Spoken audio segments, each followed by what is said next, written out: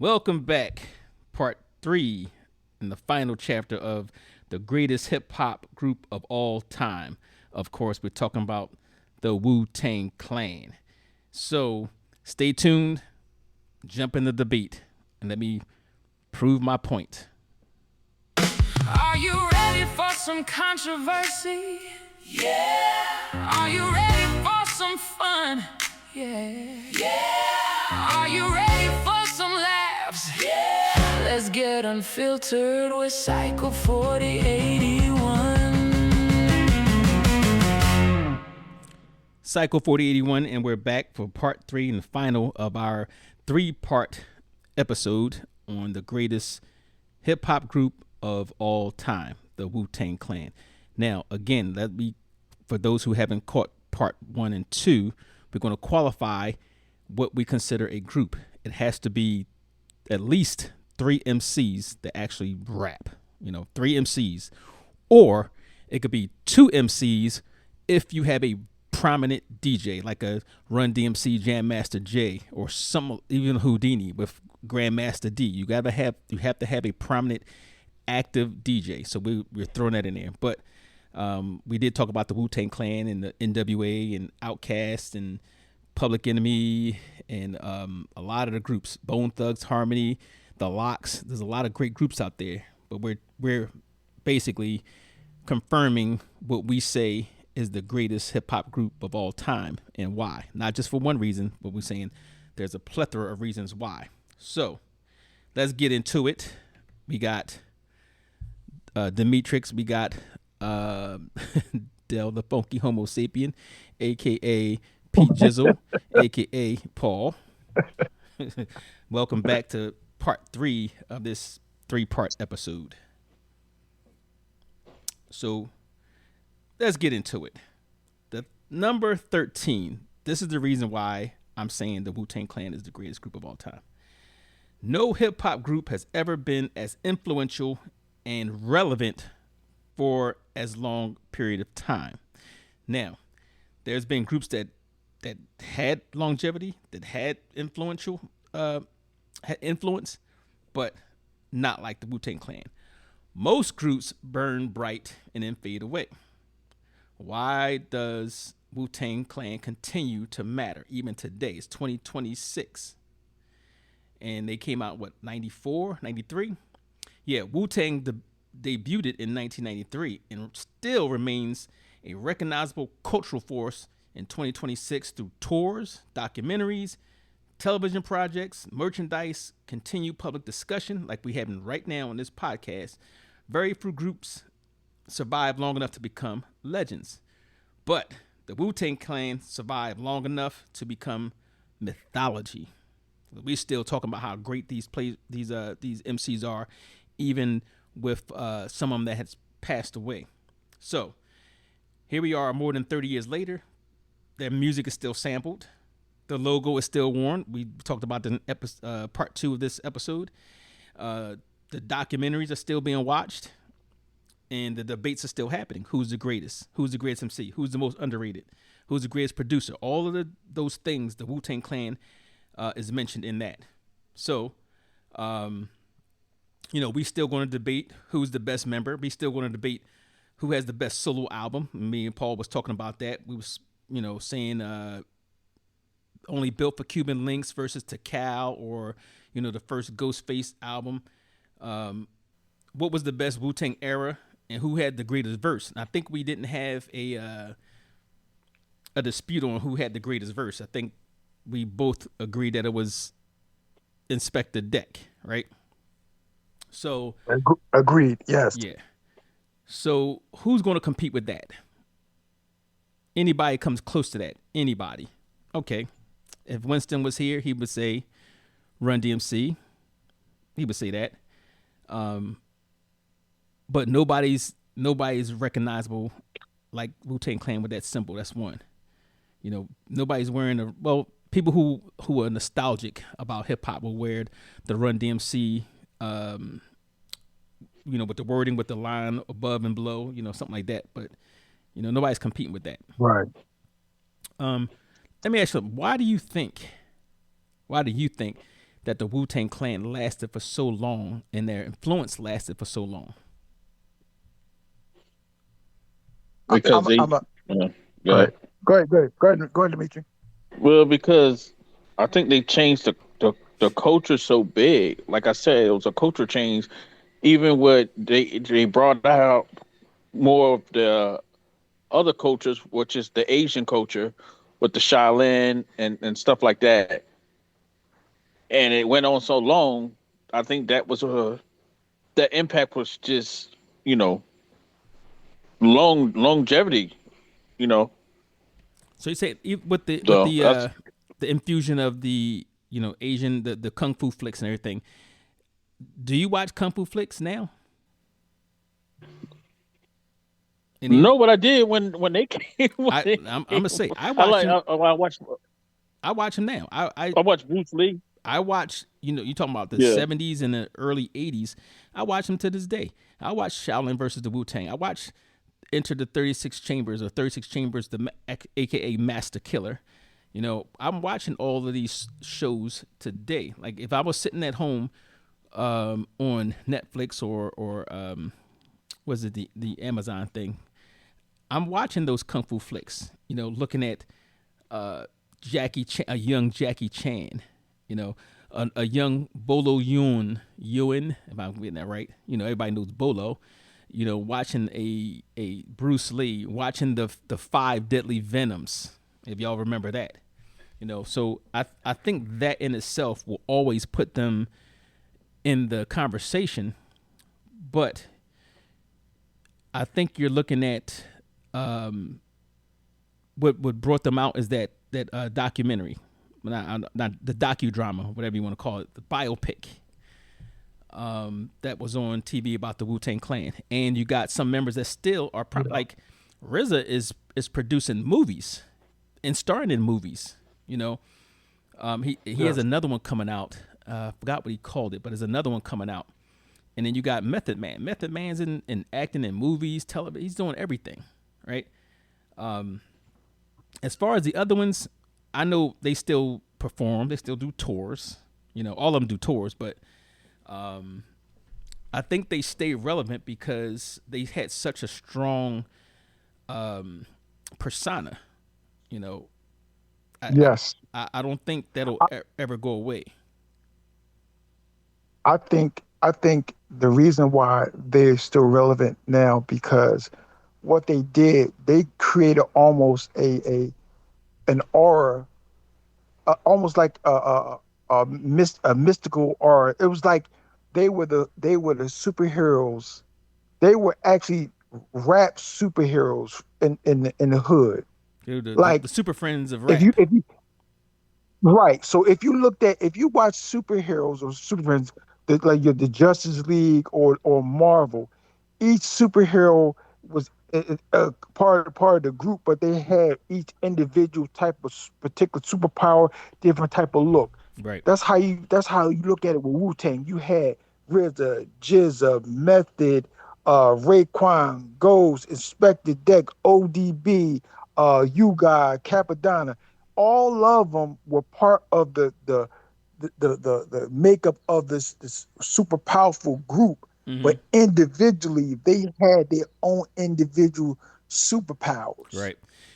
What just So that resonates. That resonates. To add on to that, or what I was saying earlier too, that you got the Jizza, the genius, that's going out there doing shows, appearing on science shows, with Neil deGrasse Tyson, and doing lectures at prominent universities talking about astrophysics or whatever.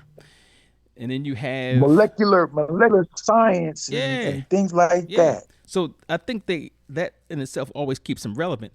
Then you got one of the most iconic incidents that ever happened in music history was when ODB went up there and took the mic, and said Wu-Tang was for the children. He spent some money on his outfit and everything because he didn't win. And I don't understand how they did not win that year, but that's neither here nor there. but that's always going to be replayed over and over again. I don't care what you talking about. That's history. It's going to be replayed.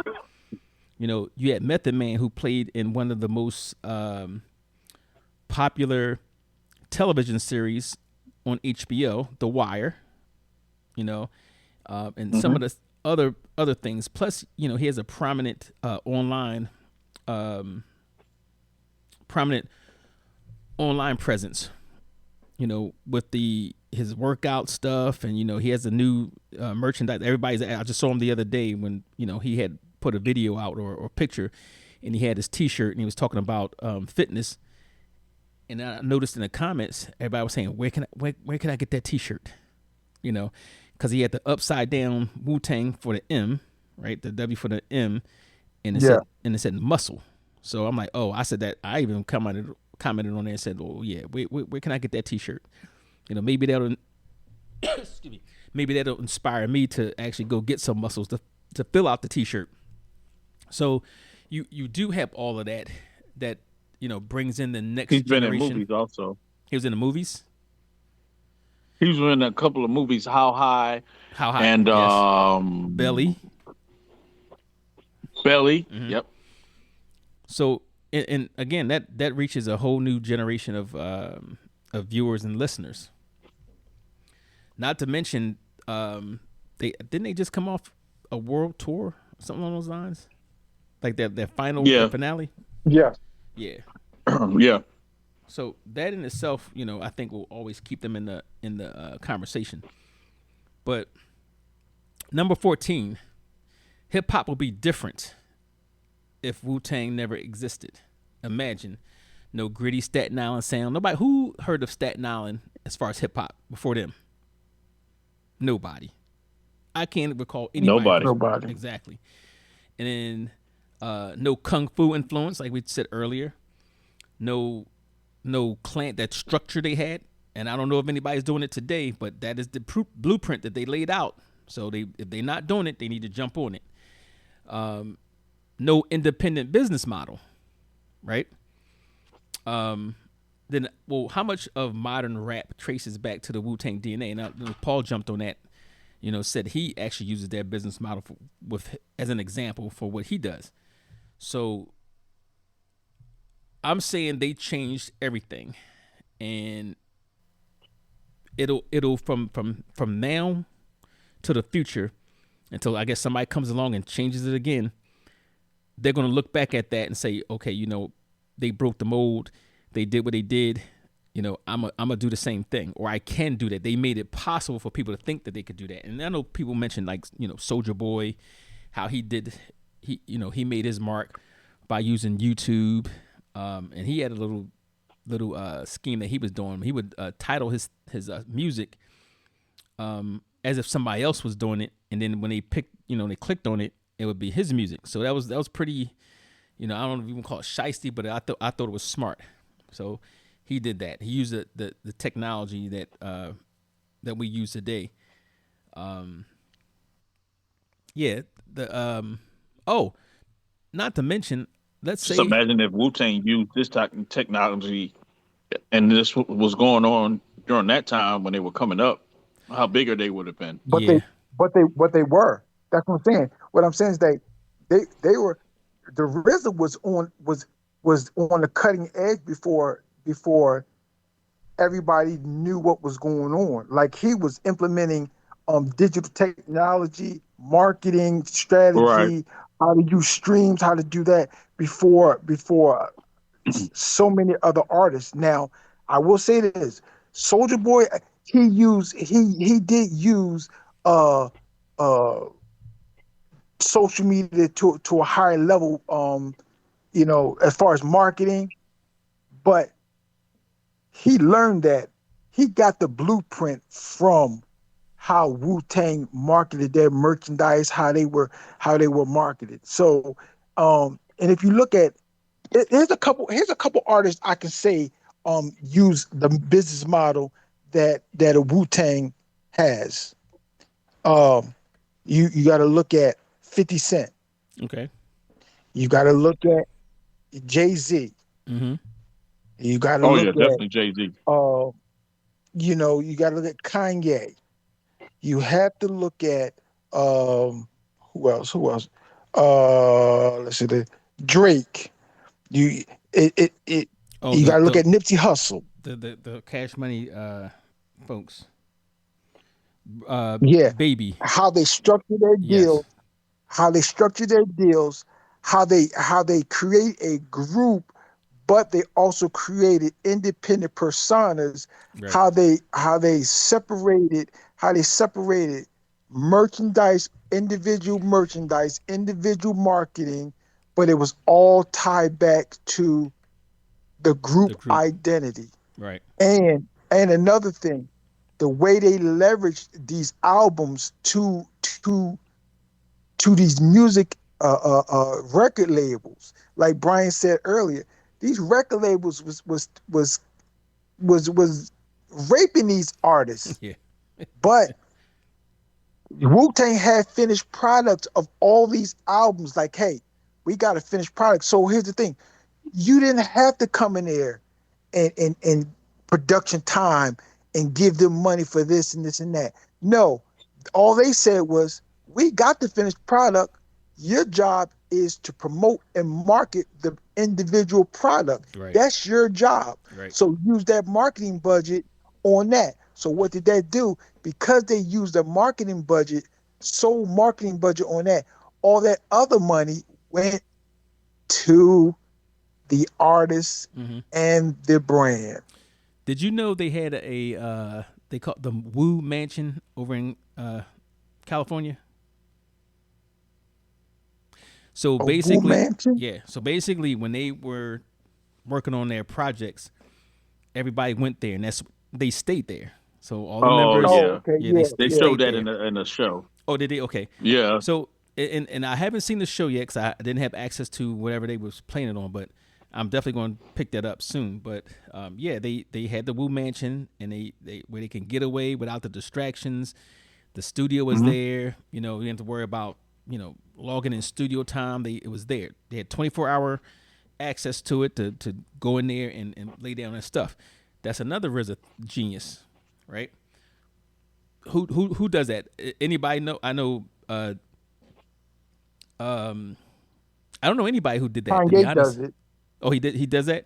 You talking about a central location where everybody goes to. Yes.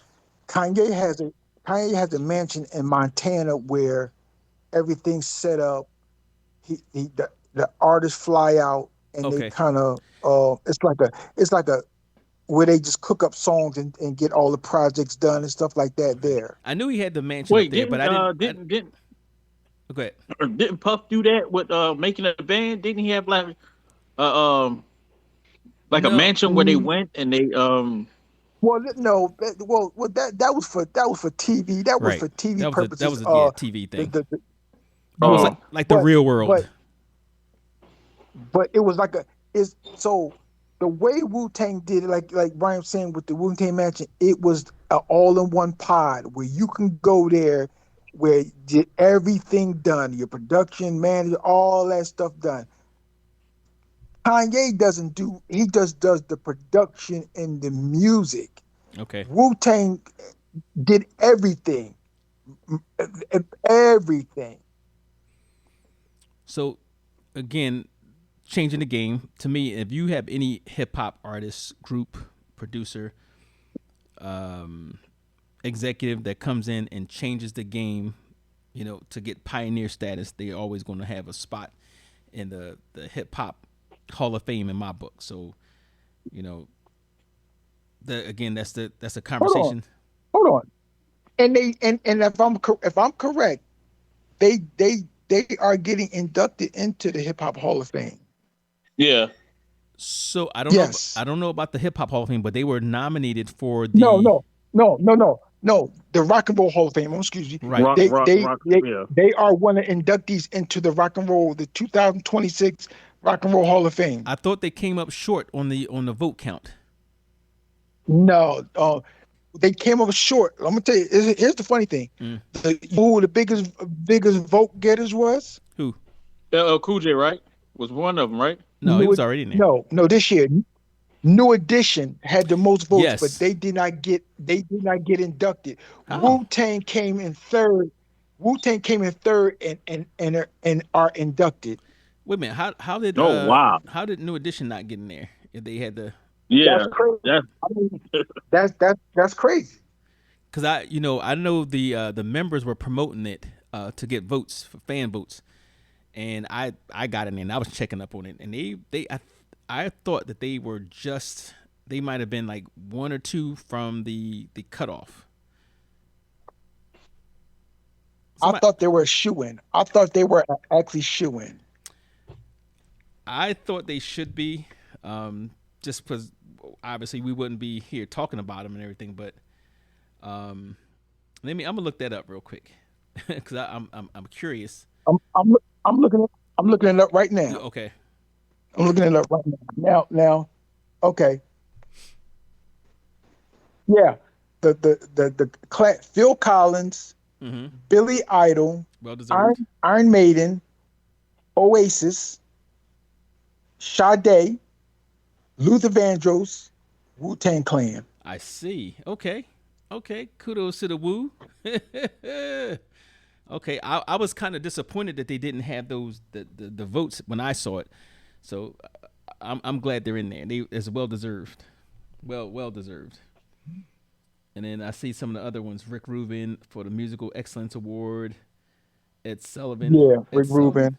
You know, some of these. Then you got the early influence award. You got Queen Latifah, MC Light, and then you got the Spanish Cecilia Cruz and Graham Parsons.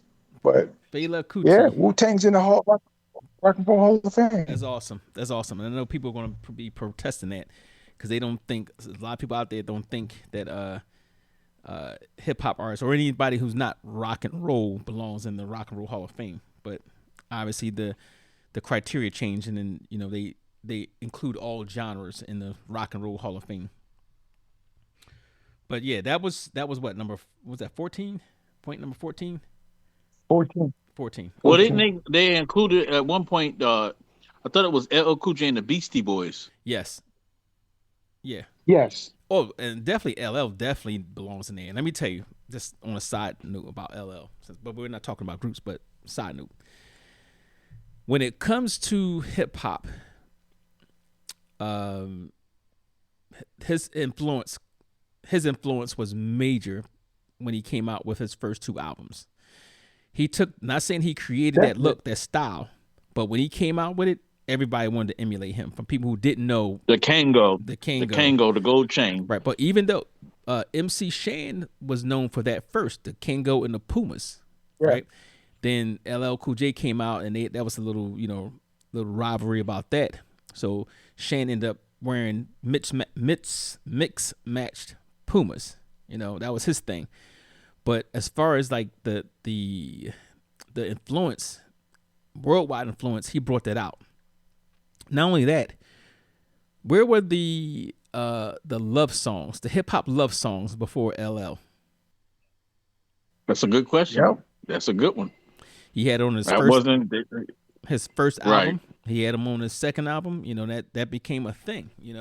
And there's some other artists that followed suit, but I think if he wasn't the first, he was among the first to actually bring it out. But anyway, back to the Wu. His song was the most successful. Yes, absolutely. I Need Love was definitely one of the most successful ones. If there was no LL, there's no Ja Rule. Put it like that.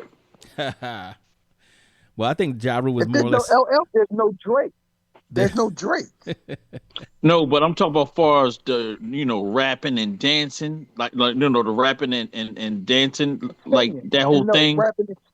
Listen, Making the love songs, whatever. Mm-hmm. If there's no LL, I'm gonna tell you something. If there's no LL, Drake, 50 Cent, Ja Rule all had these little melodies, singing, rapping, love song type thing, all different variations. So if there was no LL, then you wouldn't have any of that. Right. Well, big up to Uncle L. Right. So number 15, and this was kind of what Paul was alluding to back in part 2 of this episode. Wu-Tang turned hip hop into high art. Now, here's what I mean. Their album, Once Upon a Time in Shaolin, was produced as a single copy work, which you mentioned, single copy work of art, and sold for approximately $2 million before being later resold. No other major rap group turned an album into a museum-style art piece. Now, honorable mention on that. Well, if you guys don't know what we're talking about, there's somebody bought the Martin Scarelli. Martin Scarelli. Yeah, and he later got in trouble for something else too, by the way. But yeah. I think it was drug price gouging or something like that. But yeah.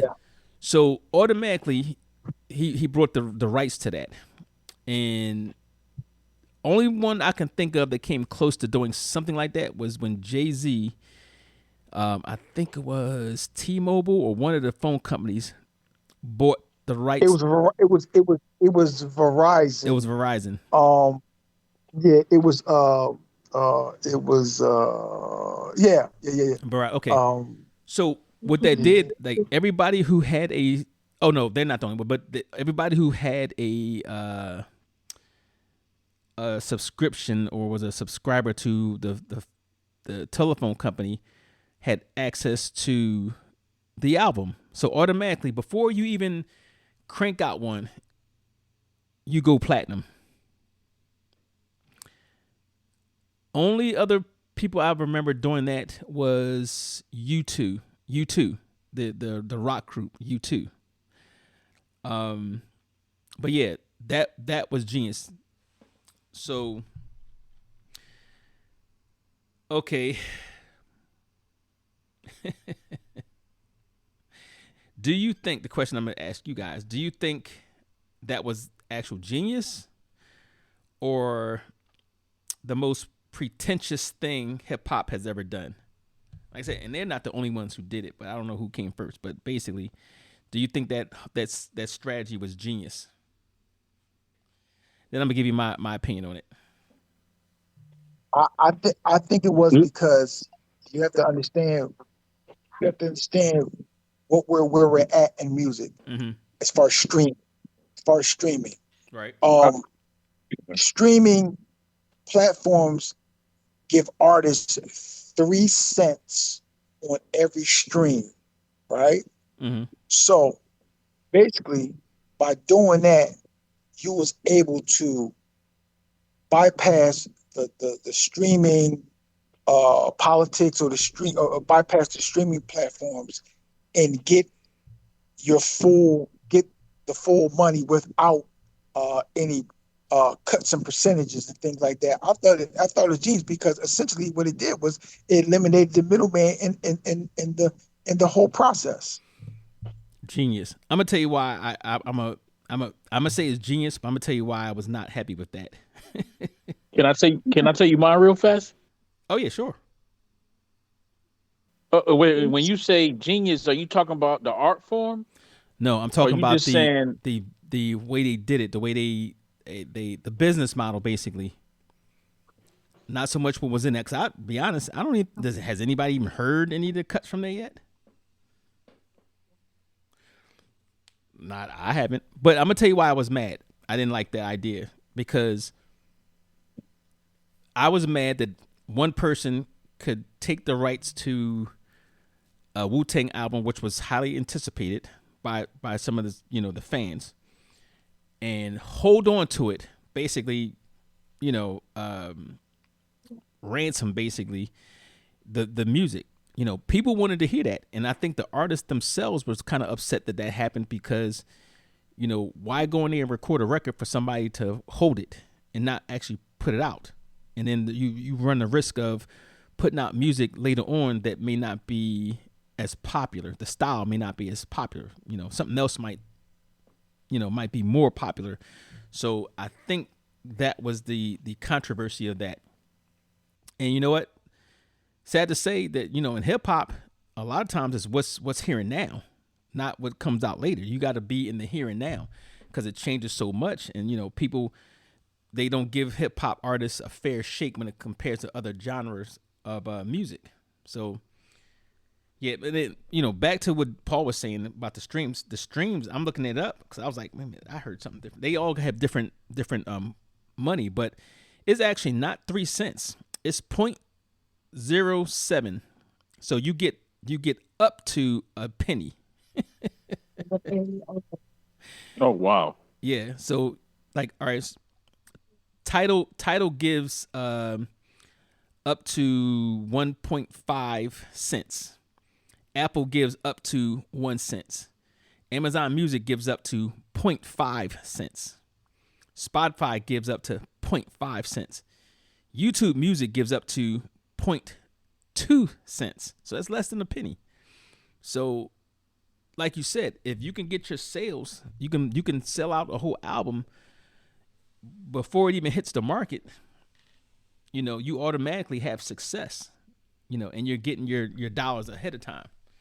So I understand that part, but for the people who love the music, who was, waiting to hear it, you want to hear it right then and there, So I want to try to hear the guy holding on to the work of art and keeping it to himself. Why? Yeah. What they did was essentially create hip hop, what they call Van Gogh painting. Yes. Or they that one project became as valuable an asset like a very expensive valuable painting. Mm-hmm. It's like a Basquiat. It's like a Basquiat painting Yeah. now. Yeah. Yes. Well, that's all well and good, but for the fans who want to listen to the music, some of them still piss me. So, all right, so let's get into the Wu-Tang Clan, and we already established, the different reasons why we say that they are the greatest hip hop group of all time, and it's not just because of the numbers the units that they sold, or the merchandise, or the production, or the number of members. It's a combination of all of those, because no other group can fit that bill in all of those categories. So now we established that. Now, but I'm going to ask you guys this. Who is the most underrated member of the Wu-Tang Clan? Who do you think? Ooh, I think. Can I go first? Sure. I would say the Genius. The Genius? Why the Genius? Because he was a lyricist phenomenon, and I think he got overshadowed by combination of Method, Ghostface. Mm-hmm. It's kind of like it's like D Wade getting overshadowed, and he wasn't overshadowed, but it's like when the Miami Heat came together, LeBron, D Wade, and Chris Bosh. Like everybody was more focused on LeBron and Chris Bosh, because they just got there, Right. But D Wade was like he was, it's easy to get overshadowed when you got other lyricists that's that Talented. that deep. Yeah. Right. Right. So that's what I would say. Okay. So, okay, and I'm gonna go around the table, but remember, we have, like you said, the Jizza, we have Master Killer, we have You God, we have Inspector Deck, obviously Raekwon and Ghostface, RZA, ODB. So we have, and of course the Method Man, who's probably one of the most popular of the group. So we definitely can't put him in there. But who do you say is the most underrated, Paul? I'm going to say I love them all, but Raekwon to me is the most underrated. So you're saying he's the most now, mind you, we're not saying that they okay, all right. So you say Raekwon's the most underrated. So well, I'm gonna say that can't be possible only because he had a two albums, right? Commercial success. Yeah, he had commercial success. Um, Now he didn't get into all the other things, I don't think, but he definitely had commercial success. And when people are talking about great albums, his is Yeah. mentioned. Well, if we we do that, if we say okay, as far as underrated, I'm going to say Capadonna. Okay, Capadonna. Now, I'm going to say Capadonna okay, now why Capadonna? because every time Capadonna was very a lyrical powerhouse Okay, inside the group, but I don't feel like Capadonna got the push or the exposure that he should have got. Now, it happens when you're in, of course, in a 9-man group. right. Yeah. If Capadonna was an individual, Capadonna would have been a very high selling solo artist. Okay. So I'm gonna say now I'm gonna have a counter to everybody's answer, but I'm gonna say I Capadonna. know what you're going to say. Well, I'm not gonna give mine yet, but I'm gonna say why I'm gonna debate yours. I'm gonna say Oh, yeah. Capadonna wouldn't be the most underrated because I don't think that he was um the in the tops of that who didn't get the most who didn't get commercial play or whatever. I'm gonna go as far as saying that as far as lyricist goes in the group, he's probably arguably the third from the bottom. I'm gonna say. I'm gonna say only person that was less. Not, and I say all of them were good. So that's kind of hard to gauge. But I'm gonna say that the only members of that group that probably wasn't as lyrical as Capadonna was maybe You God, Master Killer, and I'm gonna say ODB. However, ODB got commercial success. ODB was a household name, right? So he can't be in that. He can't be in that conversation. So now I'm gonna tell you this: the one time I always thought he was the one of the weakest members of the Wu-Tang Clan, Capadonna. But I'm gonna tell you, it was one cut that he showed out, and I can't remember. I'm thinking it's called Winter Winds or something along those lines. Winter Wars.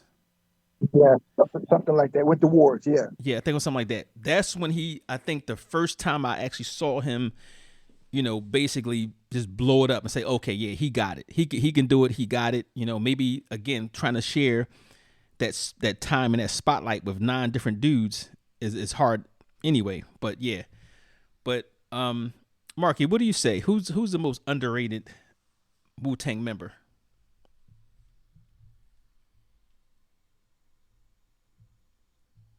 Oh, he must have left out. All right. it's No, like I'm still this. here. I'm It's like still this. here. Oh, there you go. I'm Okay. still here. The most underrated. Yes. Um. Well, you kind of you took my whole argument. Um. Inspector Deck just started getting over the past, I say, 10 years. But Mm-hmm. ever since they found out that was him on that Tupac song Oh yeah. at the end, Mention that. Mm-hmm. INS the rebel. When they put that up there and people found out who he was and what that meant, um, he kind of it was light brought to his lyrics. All right. Um, you God, I would say you God. He was the one that was always in, and only because he was in trouble a lot. Right. He was locked up or out of the spotlight for other reasons. But when he showed up, he showed out. I Okay. think Master Killer. It would have been Master Killer. Capadon, believe it or not, I think he's one of the best, but he's more of that. His come out when he's battling, Mm-hmm. more of going against someone. Right. And then you had Method Man, who was necessary for the group because you needed that one big commercial, that LL Cool J style that all the women love. Right. The kids will gravitate to. Right. And then you had the gritty, like he's gritty, but his lyrics touch your heart. You had that Raekwon, not Raekwon, Ghostface. Mm-hmm. And then you had that Nas type that they were compiled in a certain way, and the RZA knew what he was doing. You had that Nas type, which was Raekwon. Mm-hmm. You only understood it if you lived it. Okay. Um, then RZA was he he wasn't a great lyricist. He was a producer with really good lyrics, and he got better after like Method Man. Mm-hmm. Right now, I don't think none of them can hold a candle to Method Man as far as lyrics. Right now, I don't know if you listened to Method Man recently, Yes. like the past 3 years. I don't think none of them can hold a candle to him. Maybe Raekwon and Ghost together, but the way Meth is rapping now, none. I wish he was rapping like that back then, but he Okay. probably wouldn't be so commercial. So to answer you, You You God got. is the one. You God and I can't really say him. It's Master Killer, but You God was for a different reason. And Okay. Old Dirty Bastard was what you needed at the time. Everybody had a Flavor Flav. But if Right. you really pay attention to what flavor, you get away from the antics. Take the singing and the half hairdo and listen to his lyrics. Mm-hmm. It makes a lot of sense. It Okay. may not rhyme all the time, but it makes a lot of sense. Same thing for Flav. Right. So yeah, it's Master Killer. Okay. But he's not trash. So He's just yeah. So we gonna all agree that none of them are trash. None of them. right. Right. Right. So Yeah, I know. The unofficial Wu-Tang member, man. I don't know well, y'all ain't remember this. Y'all from Jersey, right? yeah.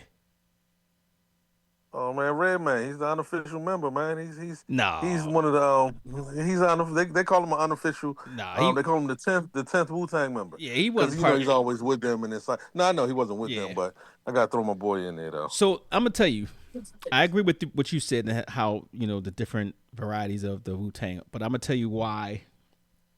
When you were saying that, I was like, man, maybe I need to change my mind on what I was gonna say. First and foremost, I'm gonna say the most underrated Wu Tang member is Inspector Deck, and the reason why is from the time he's put his voice on their, into the Wu Tang album and the singles and the mixtape or whatever, he's been one of the better lyricists on, every song that he's touched. However, this what makes him underrated.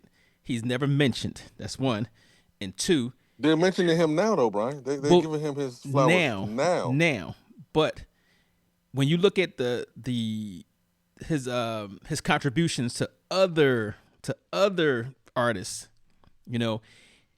then and here's what makes him underrated. Okay, they mention him now, but he's when I look at social media and we talk about these in different groups and talking about the greatest MCs and this and that, whatever. One name which I was shocked that always popped up when he talked about Inspector Deck always has the hottest verse, always, right? But on his own commercially, he's not known. He's getting a little buzz now, but that's after his prime. But he's not known because obviously he had the tragedy of the flood and ruined his album, and in compared to the RZA, the Jizza, Iron Man, Tony Stark's, Raekwon, ODB, his album didn't do well. And same thing with You God as well. But I didn't think You God was, when you talk about comparing them, I don't think You God was even close to Inspector Deck. Method Man himself, if you asked him, and they did, he'll tell you who's the best MC. The top three, his top three favorite MCs. He said, number 1, Inspector Deck. Number 2, Inspector Deck. Number 3, Inspector Deck. To me, he's in that inner circle, and that gives him a lot more power when it comes to that. But I'm gonna say also that people sleep on as an MC. Now I'm kind of floating now because I just thought about this. The RZA, when he gets on his song, he don't always get in there with every song, like, because obviously, you're splitting time with 9 dudes and you're the producer. Obviously, you're trying to get everybody that shine. But when he does, he hits a home run. And then, like I said, one of my favorite albums, was the Gravediggers. It was his contribution on that. Now I'm gonna tell you, be honest.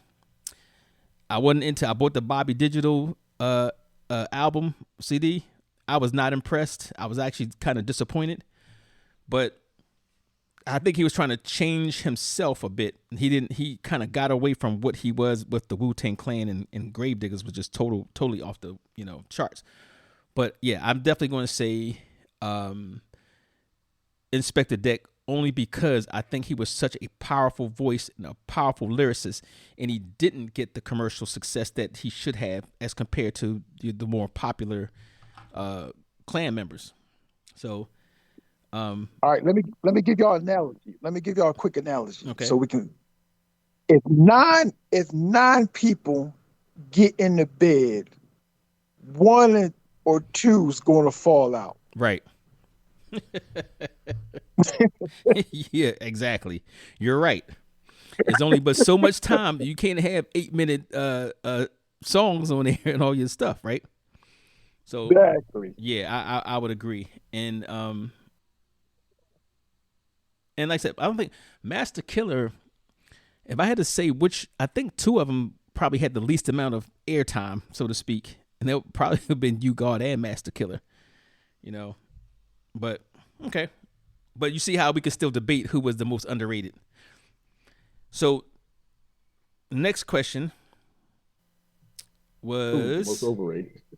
Oh, okay. Overrated. Who was the most over... I know what you're going to say. Let me take a guess. This is Marky. Marky's going to say the most overrated is going to be the RZA. There you go. And I'm gonna tell you why. And it's something along the lines that Raekwon said. I mean, not Raekwon. Ghost said. Ghost said he was rapping one day, and he heard the guy. I can't remember the guy. The guy's from, I think he's from Queens. He's a fat guy, white guy. Sounds like him. He does this cooking show now. You should know who I'm talking about, Brian. Because Ghost approached him like, man, you sound just like me. Why you rapping like me? And the guy was like, that's just my delivery. And plus, I'm a Wu-Tang fan. Yes, I forgot his name. You know what I'm talking about, right? Yes. Yeah, he got a show called This Is Delicious or something. He goes around eating food. And he still freestyles and rap. Now, Ghost said, Raekwon said, Ghost said something like, the way I was rapping, I had to listen to it and say, you know what, step back and apologize to him because that's his real voice. And then I really listened, and he paid homage to me, and some of the songs he did try to sound like me. He said, but I didn't understand what he was saying. He said, then I was wondering why some of the fans were like, Ghost, we don't understand what you're saying when y'all are rapping. When you and RZA rap, some of that stuff, what are y'all talking about? He said he looked at it, he was like, you know what? Some of it, I ain't know what I was talking about. It just sounded like it matched with what RZA was saying. and I listened to some of it, and what gets me about RZA is he's Bobby Digital. He's Ooh, I Love You, Rakim. Right. He's the RZA. And you can't be top tier, number one in all, well, I guess you can. It's his alter ego. But the stuff he's rapping about, he shines. But he's overrated compared to those. I will put You God in front of him. Oh no! And if you give yeah, hold on, let me finish. I will put You God if you give You God the same beats that you give RZA, like say on a solo project. He's produced the same way Jizz is produced, not Master Killer, because he's just not. Anyway, You God, you give him the same beats. And the same 9 songs, the same 4 minutes for songs used to be 5-6 minutes, 6 minutes for the song, and you tell him go. I think it would be tough, but he would beat out RZA. RZA is some of the stuff I listen to and I hear him say. It's his delivery is not what they think it is. His delivery is not as good, but sometimes his lyrics are great. They're on point. So his flow is. It's off and on, off the record, off the record. I'm on agree the record, with you. Off the record. I'm agree with you on one part of that, and only because of Bobby Digital. Like I said, I was not impressed with Bobby Digital because I was expecting, the Into the Wu-Tang Clan. Wu-Tang. Yeah. So that was disappointing. He wanted to do that alter ego and be different. I get it. I get it. However, my love for hip hop music didn't get it. So.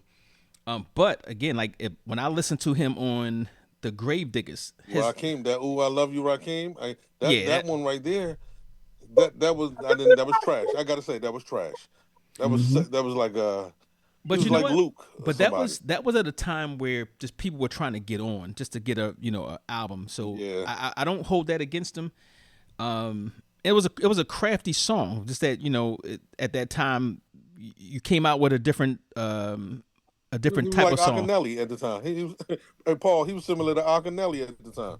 Yeah, well, I like Akinelli, but if you listen to his lyrics when he does the Gravediggers, and you listen to him on, let's for example, I'm all of the songs I'm gonna say you listen to him, he's on point, except for one Uh, song that I going back to what you were saying about the lyrical content when he was on Triumph, his part on okay. Triumph. Oh no, I thought that was the weakest um, lyrics that I've heard from him. Not saying it was whack, but from him, right. it didn't compare to the rest of them that was on that song. You know. But then you got to listen to him. You're saying Gravediggers. Oh yeah, Gravediggers That's definitely. like that's like all right. That's like saying with Biggie. You go back to Biggie.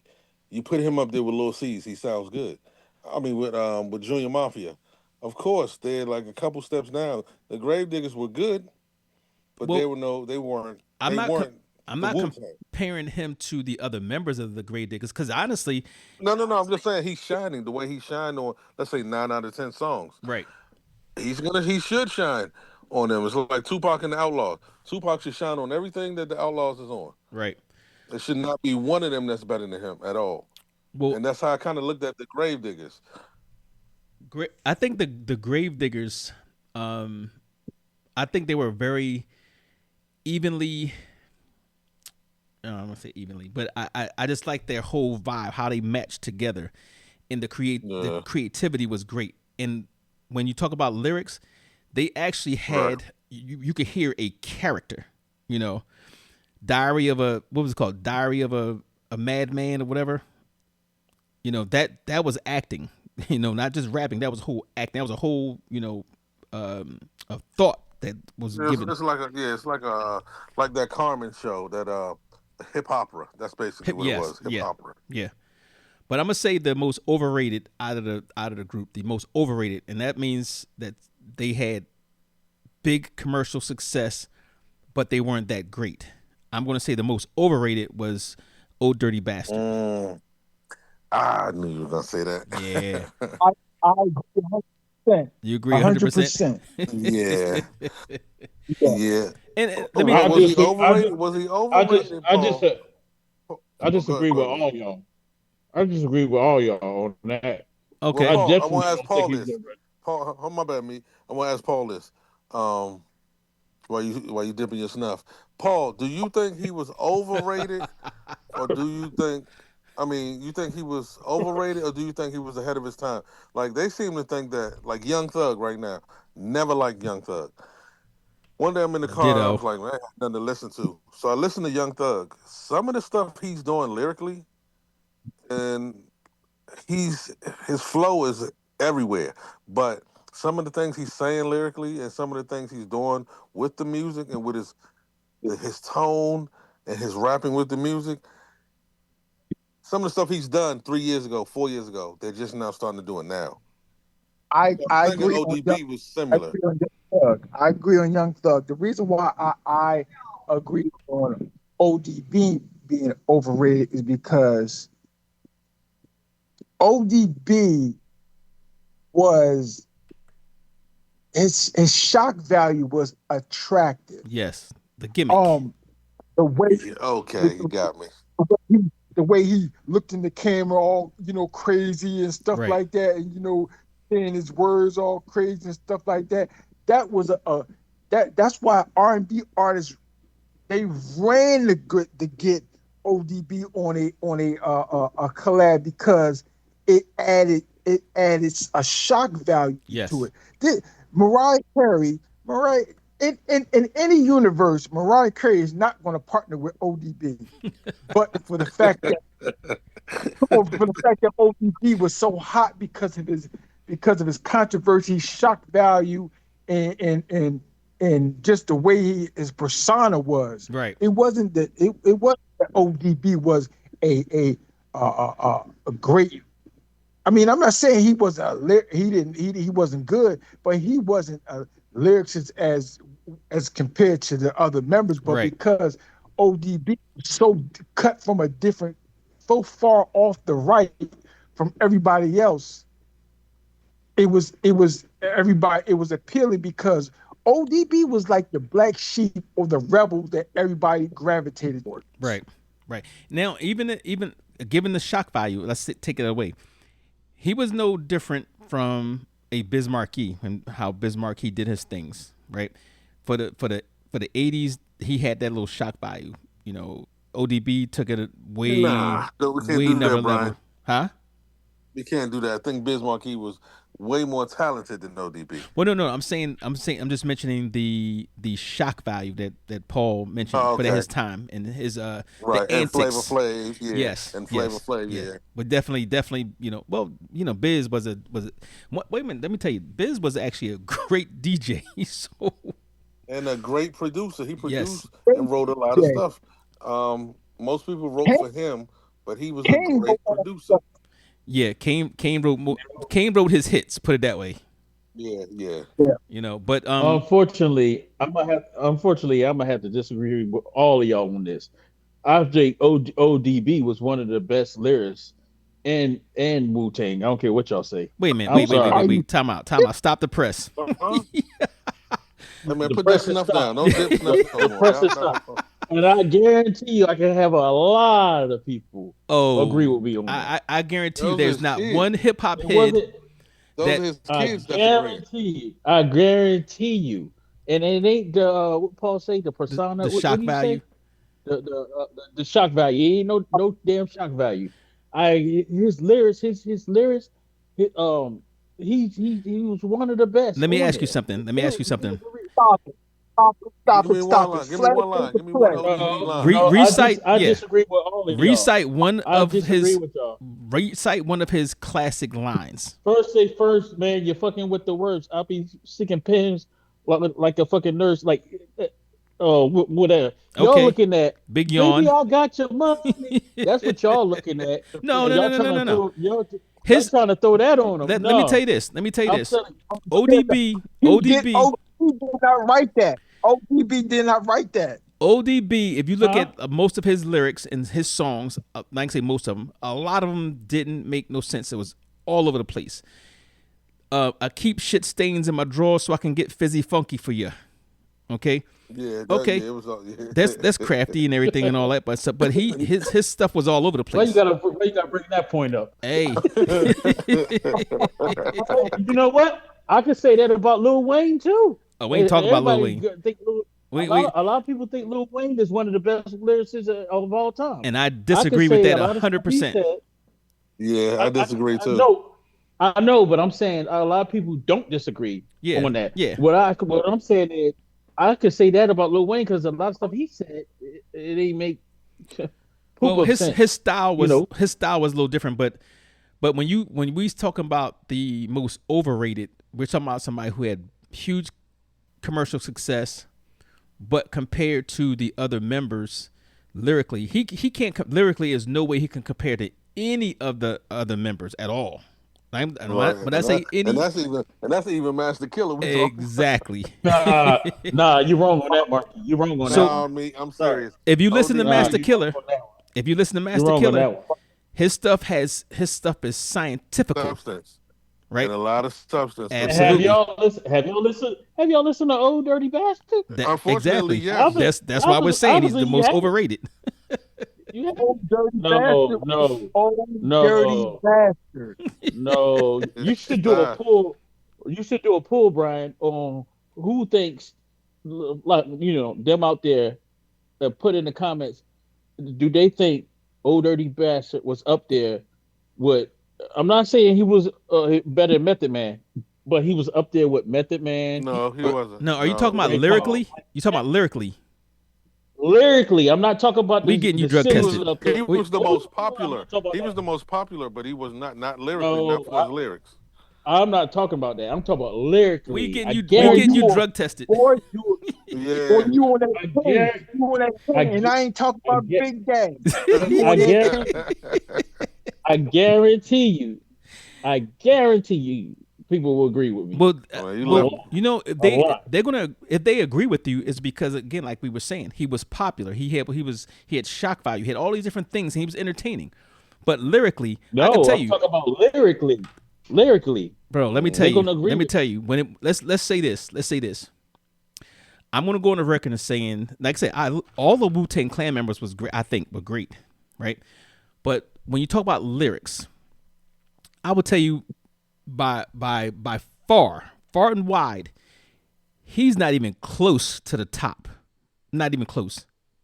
If you're talking about lyrics, I'm gonna go maybe, there's four that could be in that conversation.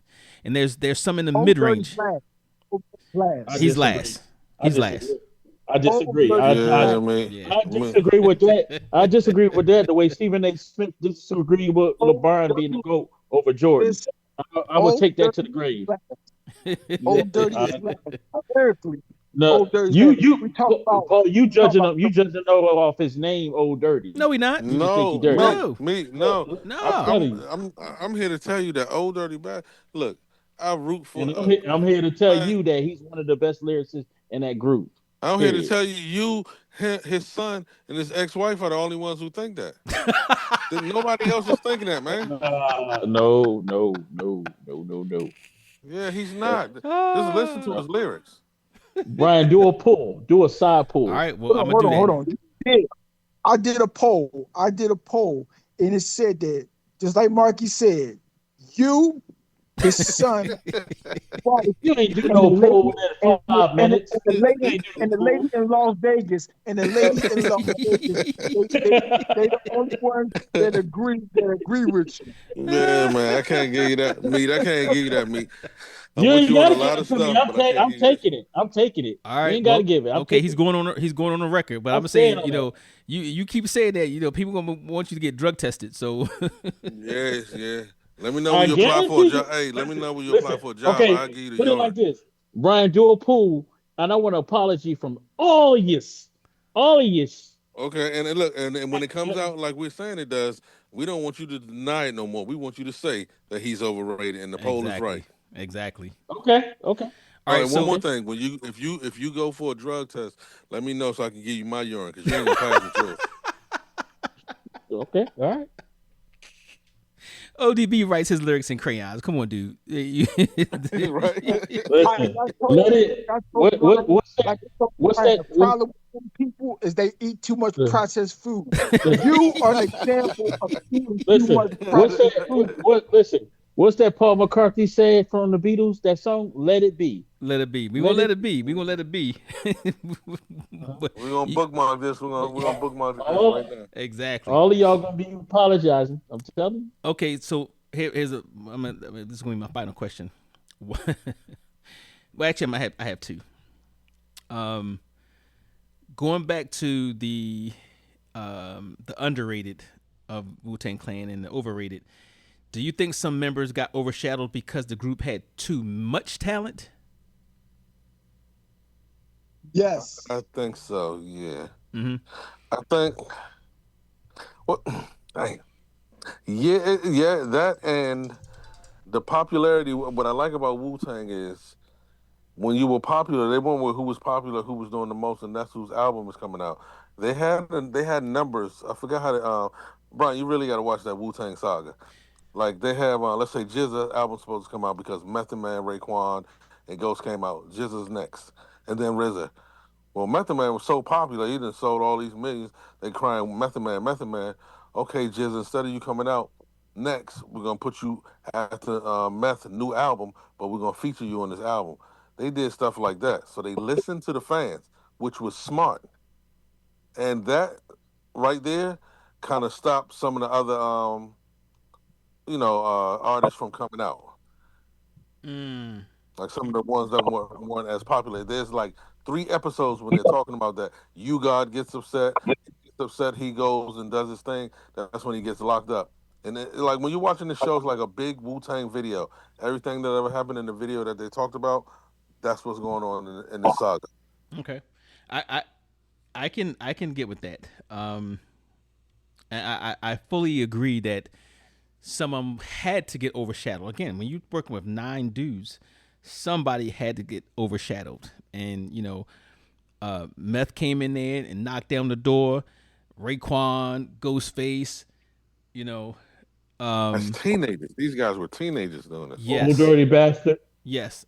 ODB too, right? So that's not really a question of he because he had very good commercial success. Where we talking about when you saying he's the best lyricist? We talk about lyricist. No. I ain't say he's the best lyricist. I said he's up there. You said he was the Up best there. lyricist. You said he was the best lyricist in the group. No. I say he's one of the best. No, all right. I didn't say. Wait a minute. You got 3 people listening to you Well, here. all of them are one of the best. All of them are one of the best. If you want to be honest. But I'm saying he's one of the out of the top 4. He's up there. Hands down. No. He's not even. I didn't say he's the not even. best. He's not even close to being from the bottom. Not even close. He has the bottom. He has the bottom locked down. That's blasphemous. He's the foundation. Exactly. Like Stephen A. Smith said, that's blasphemous. Okay. All right. So my final question. Y'all funny with this ODB top whatever. But anyway. Now we talked about this earlier about commercial success and what makes a group great or artist great. Is it the units they sell, the Grammys they win, or whatever, right? So my question is, despite massive influence and commercial success, Wu-Tang received relatively limited Grammy recognition. Wu-Tang Forever earned a Grammy nomination, and remember that day, you remember that night, while Method Man won a Grammy for his collaborations with Mary J. Blige. Do you think awards determine greatness when it comes down to it, when it's all done and said? Anybody? I used to, but some of the best don't get their just due. It's clouded now. Oh, very clouded. If you look at who's voting, who's on the committee for these rewards or awards, it's really jaded. So I don't think nowadays. I don't think so. Okay. Maybe in the beginning it was pure, right? And when it first started, then that was it. But now I don't think so. I think you actually have to listen to the people at this point, and listen to the people meaning not just the sales, who they showing up for, who they buying merch for, who they're traveling for, right? Who they going from one country to another country for. Like you have a whole continent that loves this artist, whoever he or she may be. So I think so that trophy doesn't mean much. And Jay-Z helped us understand that by making a statement. He helped us with that. Right. I'm gonna tell you what solidified it for me when it comes to awards. When it was a couple white guys. I think it was like Macklemore and whatever the hell their name was. I know what you're talking about. When they won the Grammy for best. That was the biggest travesty in music history. So that was bad. And I'm like, that one song about how he dressed. I know exactly what you're talking about. Yeah. I got $20 in my pocket. Yeah, who's voting? Who's voting for these people? And I'm sorry, y'all. After Dimitri said that, my phone shut me down. My phone kicked me out as soon as you said that. Oh man. Yeah, that was. I had to ask my phone. I had to beg my phone. Let me come back in.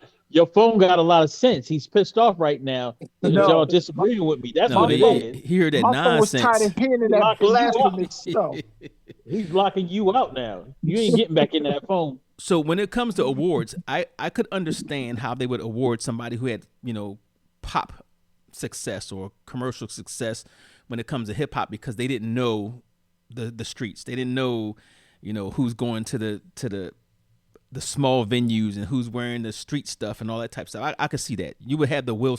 Now I'm not knocking Will Smith, like when it was Fresh Prince and DJ Jazzy Jeff and the Fresh Prince, because I love that album. The first two albums was great. So I'm not knocking them for getting the Grammy and, you know, getting the popular recognition, while other groups like, you know, Eric B. and Rakim, Kool Moe D, MC Shan, Boogie Down Productions, and, you know, all those didn't get it. Yassine Ben. What was his partner name again? Talib Kweli. Talib Kweli. They're two of the greatest lyricists to ever rap. And that's why you know, we can't put it on, you know, the outsiders giving awards, put it that way. Yeah. Now, if they had like a council of hip hop artists, like, you know, from the 70s to the current time, and they decided to get together and say, hey, we're going to vote on this, then I could say that's, you know, that's legit. Yeah. But yeah, that was crazy. And there's some artists that are hip hop legends that never won a Grammy. They might have won a Source Award or, you know. Yep. So I can think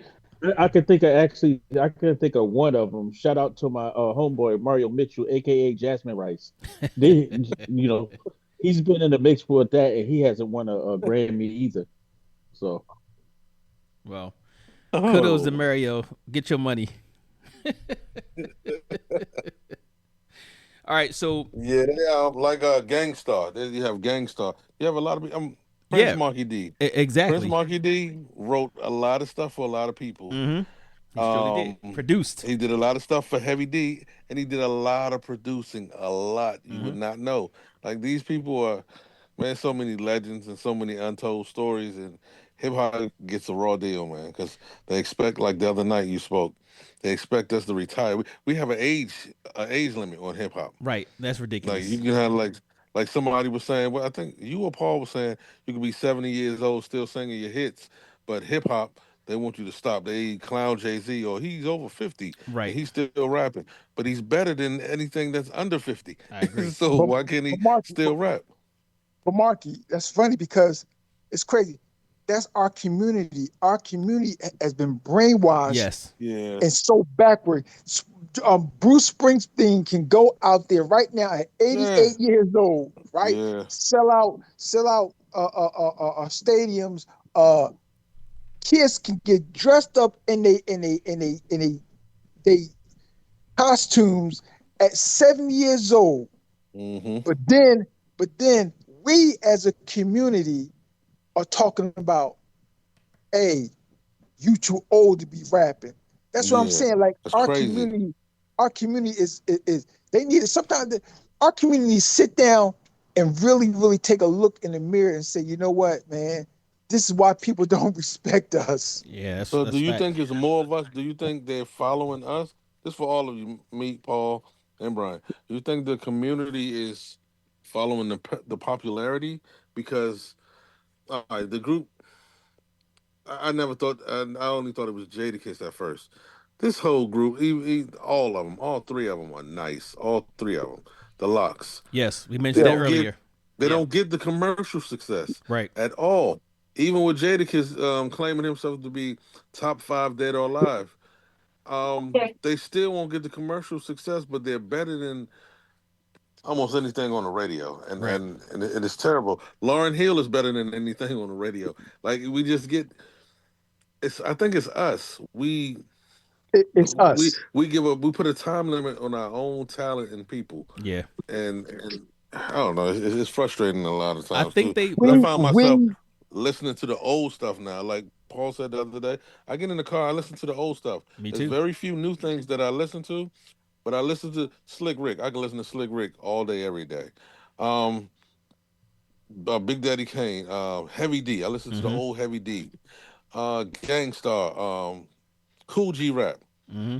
I mean, we do it to ourselves. I think the reason why is that hip hop was traditionally a thing of the youth. It was an art form of the youth, the rebellious youth. Something about our condition. Yeah. Okay. and also throwing it was a street thing. So I think when you get somebody who gets up there in age, they're not youthful, and they not by that time. I would hope they're not out there in the streets. But I think that's the the mentality we have when we judge them. But Remember I the drug dealers wanted to be the hip hop artists. right, and now the They hip they hop they artists want to be ran to drug go and see dealers. the R. Yeah, they ran to see the R&B artists and the hip hop artists. They wanted to see them. They wanted the drug dealers wanted to dance, Right, But, but but, now the but hip here's the hop thing. artists want to be the drug dealers. right. But here's the thing. Hip hop, our community is the only one that don't believe in evolution. Because here's the thing. Why can't the drug dealer or the young street dude talk about evolution as far as I'm in a different plane right now? I'm gonna give an example. Jay-Z don't talk about selling keys and things like that no more. Right. He talked about owner property, ownership, leverage. So what he's Yeah. doing, he's taking from an evolution his journey. But We we be push them so away when they do that. We push them away yeah, when we they be do so that. blinded. We be so blinded that this man giving us jewels.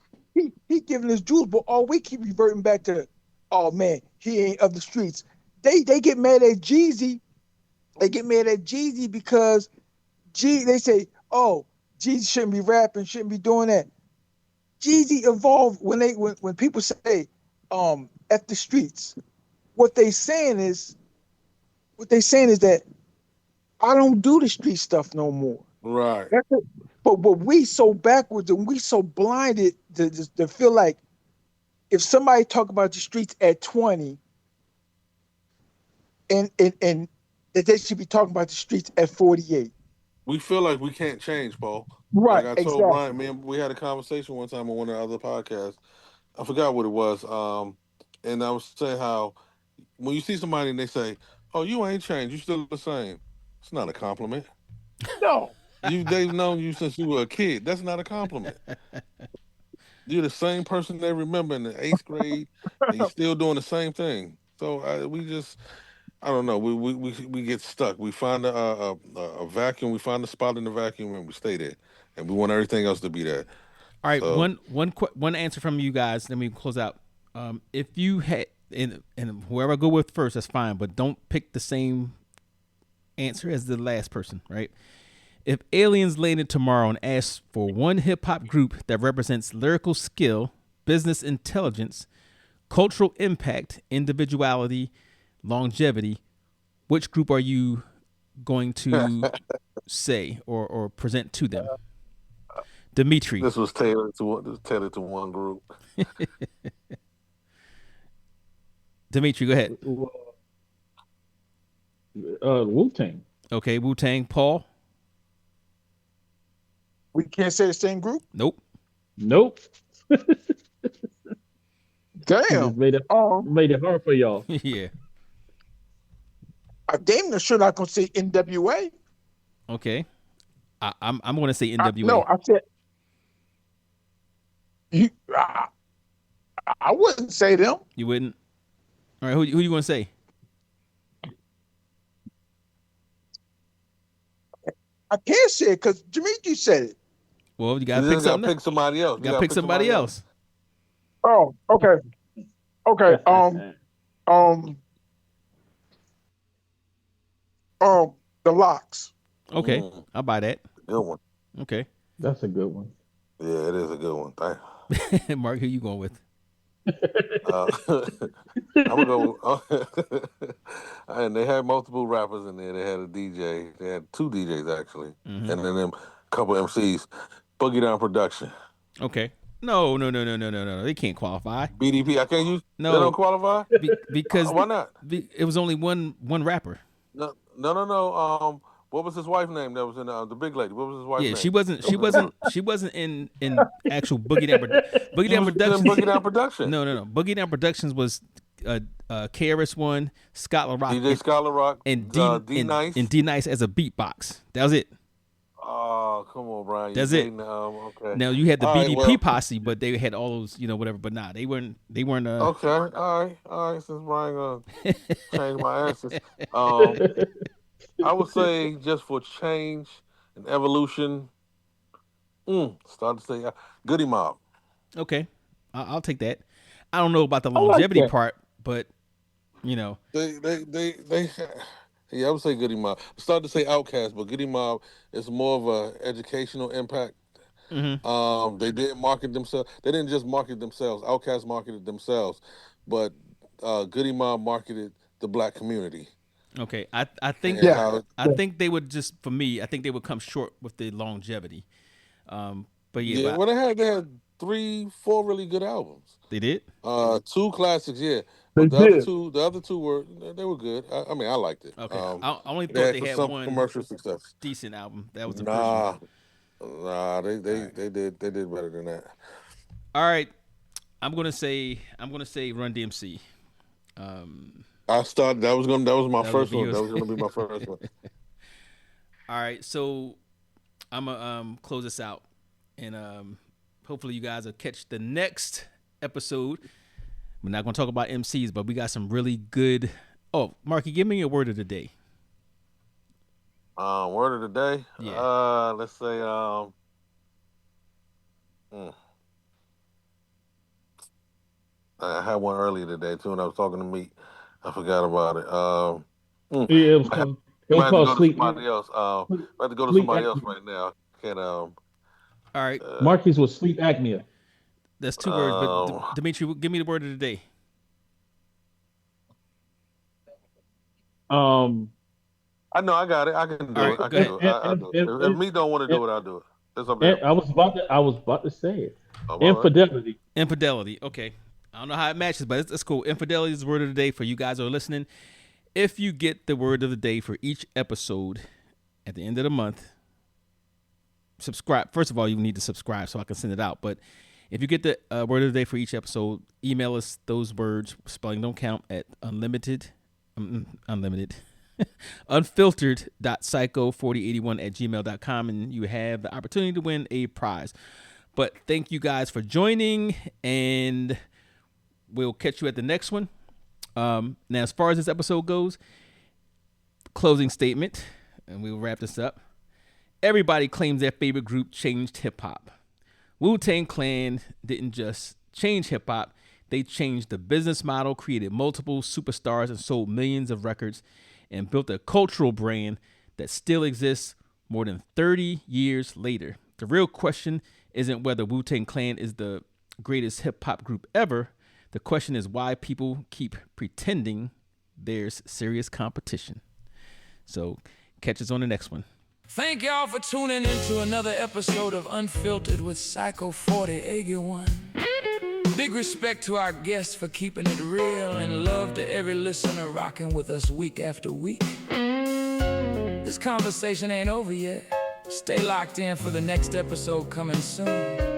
Until next time, keep it unfiltered with Psycho 4081.